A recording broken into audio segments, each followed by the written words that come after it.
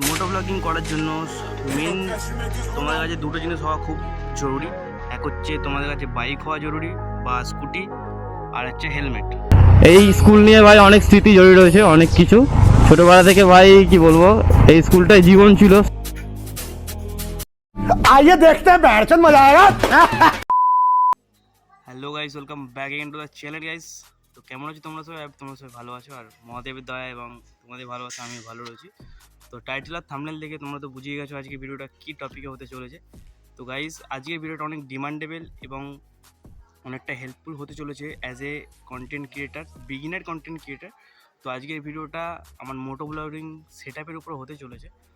তো চলো বেশি দেরি না করে ভিডিও স্টার্ট করি। আর যারা যারা নতুন এসছো চ্যানেলে তারা একটু চ্যানেলটা সাবস্ক্রাইব করে দিয়ে তোমার ভাইয়ের পাশে থেকো। তো চলো বেশি দেরি না করে ভিডিওটা স্টার্ট করা যাক। সো গাইজ, মোটো ব্লগিং করার জন্য মেন তোমাদের কাছে দুটো জিনিস হওয়া খুব জরুরি। এক হচ্ছে তোমাদের কাছে বাইক হওয়া জরুরি বা স্কুটি, আর হচ্ছে হেলমেট। তো যাদের কাছে স্কুটি নেই তাদের কাছে বাইক নিয়ে করতে পারো, আর যাদের কাছে বাইক নেই তারা স্কুটি নিয়ে অবশ্যই করতে পারো।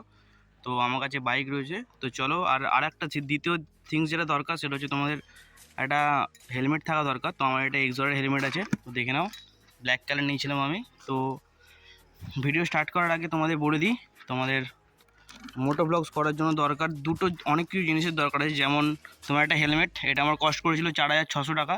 প্লাস তোমার একটা, আমি যে ক্যামেরাটা নিয়েছিলাম, ক্যামেরা থেকে আমাকে একটা মাইক দিয়েছে। তো এই মাইকটা আমি অ্যাটাচ করে নিয়েছি আগেই।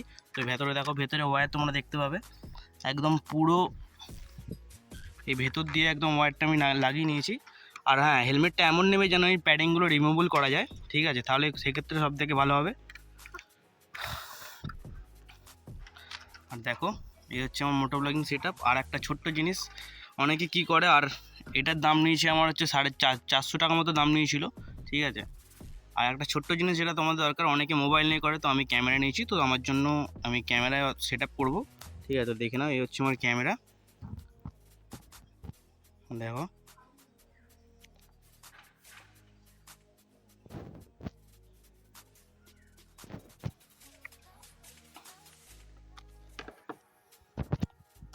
তো চলো ক্যামেরা সেট আপ করি আর দেখি তোমাদের পিওভি কেমন আছে আমাদের ক্যামেরায়, ঠিক আছে?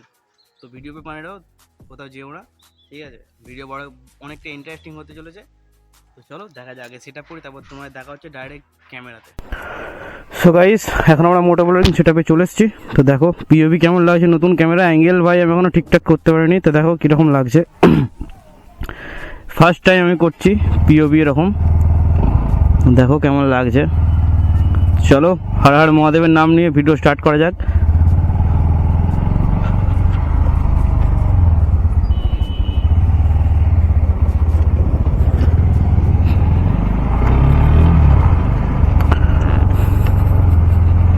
এখন বেরিয়ে পড়েছি একটু বাইরের দিকে যাওয়ার জন্য, তোমাদের দেখাবো কীরকম কি পিওভি আছে আর ভিডিও কোয়ালিটি কীরকম আছে একটু দেখাবো। সো দেখো, এটা হচ্ছে আমার বাড়ির রাস্তা, আর এই দেখো এখানে হচ্ছে গোপীনাথ মন্দির। আর এই দেখো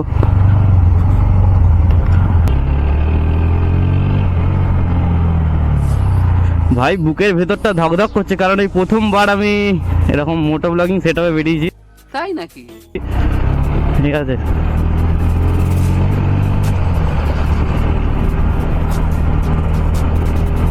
भाई भाई भाई कैसा फील हो रहा है मेरे को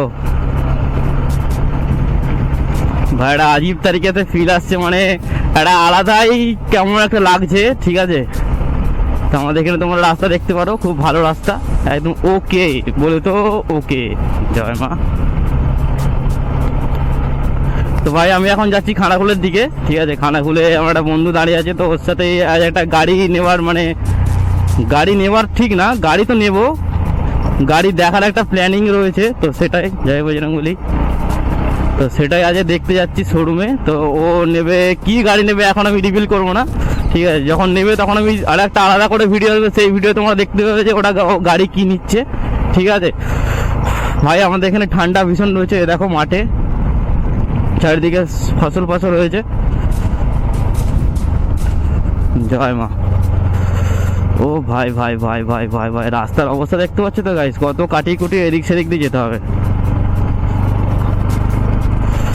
ভাই ভাই ভাই ভাই ভাই আমার গাড়িতে তেলও নেই। এরপর একবার পেট্রোল পাম্প যেতে হবে তেল ভরার জন্য, ঠিক আছে, কারণ দেখো দুটো কাঁটা রয়েছে আর এটা হচ্ছে ফিউল ইঞ্জেকশন ইঞ্জিন, তো এতে 2.5 লিটার তেল ফেলে রাখতে হয়। আর আমি আমার ভাই একটা নিয়ম রয়েছে, আমি এই যে দুটো দাঁড়িয়ে আছে এই দুটো দাঁড়িয়ে কখনো কমতে দিই না। তো যখনই দুটো দাঁড়িয়ে কমে চলে আসে তখনই আমি ভিডিওটা সরি তখনই আমি তেলটা ভরে নিই, ঠিক আছে। এটা হচ্ছে আমার ভাই পুরনো স্কুল, যেখানে আমি 5 থেকে 12 পর্যন্ত পড়েছি। তো দেখে নাও, খানাকুল কৃষ্ণনগর জ্ঞানোদয় ইনস্টিটিউশন। এই স্কুল নিয়ে ভাই অনেক স্মৃতি জড়িয়ে রয়েছে, অনেক কিছু। ছোটোবেলা থেকে ভাই কি বলবো, এই স্কুলটাই জীবন ছিল। সকালে ঘুম থেকে ওঠো, পড়তে যাও, পড়ে টোড়ে এসে ভাত খাও, ভাত খেয়ে স্কুলে আসো, আবার স্কুলে দুপুরবেলা সারাদিন ক্লাস করো, ক্লাস করে আবার দুপুরবেলা একটু মজা মস্তি করো, তারপর আবার বিকাল 4টের সময় ছুটি হয়ে যায়, তো আবার ঘর আসো। তো এই ছিল কিছু বছর আগের জীবন, কিন্তু ওই স্কুল লাইফটাকে আমি ভাই বহুতই মিস করি।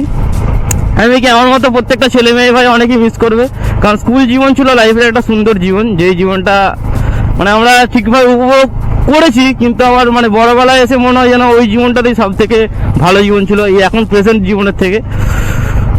তো গাইস, তোমার সাথে কথা বলতে বলতে এখন আমি আধঘাটা পুকুর চলে এসেছি। তো দেখে নাও এখানে রাস্তার অবস্থা কি বাজে, বাজে, একদম বাজে ভাই। এখানটার অবস্থা দেখো শুধু, 10 হাত ছাড়া গর্ত।